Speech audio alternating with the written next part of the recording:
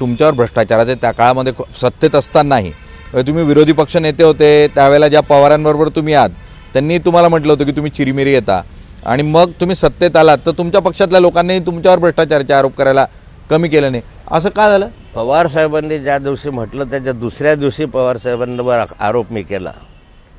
मी म्हटलं की तुम्ही सिद्ध करून दाखवा, एक विषय एक नुसतं उदाहरण सिद्ध करून दाखवा की ज्याच्यामध्ये चिरीमिरी घेतली किंवा नाथाबंद तडजोड केली. पवार साहेबांवर त्या कालखंडामध्ये मी आरोप सातत्यानं करायचो, पवार साहेबांवर करायचो.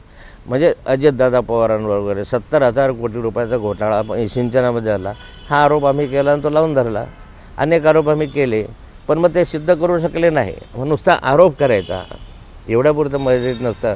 दुसऱ्या दिवशी मी पवार साहेबांचं मला काढलं प्रकरण, दुसऱ्या दिवशी काढले. मी काही त्यासाठी घाबरलो होतं. मग चिरीमिरी घेतली असती तर इतके प्रकरण आले नसते आणि इतकं काही माझा प्रभाव राहिला नसता.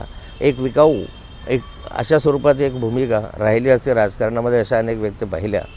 पण त्या कालखंडामध्ये जे काही झालं ते क्लेशदायक होतं. अशा मग आता अजूनपर्यंत आरोप का सिद्ध करता आले नाही तुम्हाला? नुसते आरोप झाले म्हणून मंत्रिमंडळातून काढणं हे कितपत उचित होतं? मग असं जर होतं की आरोप झाला म्हणून मंत्रिमंडळातून तुम्हाला काढा, तर आता अनेक आरोप झालेले तुमचे मंत्री सहकारी आहेत ना, मग त्यांना का घेता तुम्ही? एवढं जर स्वच्छ साधन सुचिता तुमच्याकडे होती तर नाथावर तर नुसता आरोप झाला भूखंडाच्या संदर्भामध्ये. आजही मी सांगते की भूखंडाचा माझा काही संबंध नाही.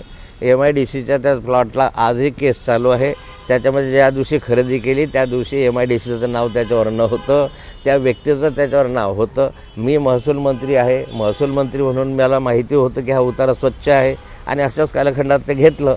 पण षडयंत्र रचून त्या ठिकाणी बदनाम करण्याचा प्रयत्न केला. या क्षणापर्यंत तुम्ही केलं नाही. EDची तुम्ही माझ्यावर कारवाई केली, अँटी करप्शनची कारवाई केली, माझ्यावर सगळ्या जेवढ्या काही एजन्सीज आहेत या सगळ्या एजन्सीने माझी चौकशी केली. मग मला का नाही तुम्ही हे करू शकला, अटक करू शकला? विकासाचा ध्यास म्हणजे